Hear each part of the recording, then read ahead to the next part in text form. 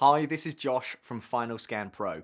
In this video, I'll show you how to use Microsoft Word's built-in referencing tool. Microsoft Word comes with powerful referencing features, and you'll find them under the References tab. Here, you'll see all the available options. You can easily add and manage sources in your reference library. To add a new reference, click Manage Sources, then select New.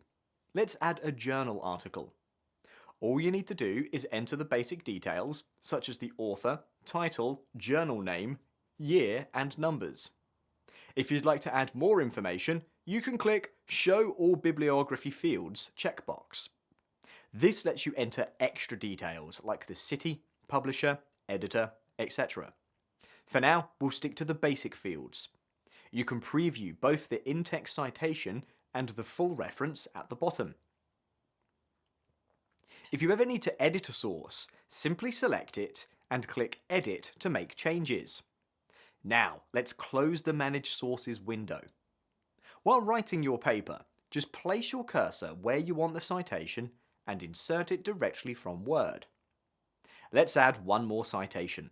To generate your bibliography, place your cursor where you want the reference list to appear. Then click the Bibliography button. As you can see, the full reference details for both citations are automatically listed. Microsoft Word supports all major citation styles. If you'd like to switch styles, simply choose your preferred option from the drop-down menu, and Word will instantly reformat everything for you. For example, let's switch from APA to IEEE. Notice how the author date format changes to a numbered citation style, and the bibliography updates automatically.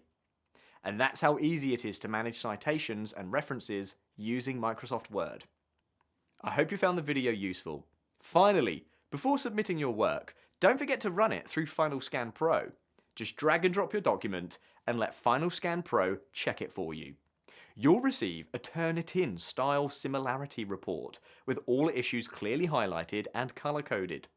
You'll also get a revision report with suggestions to fix the issues quickly.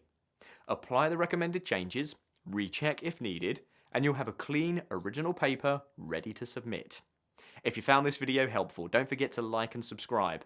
If you have any questions, please drop a message below. Bye for now.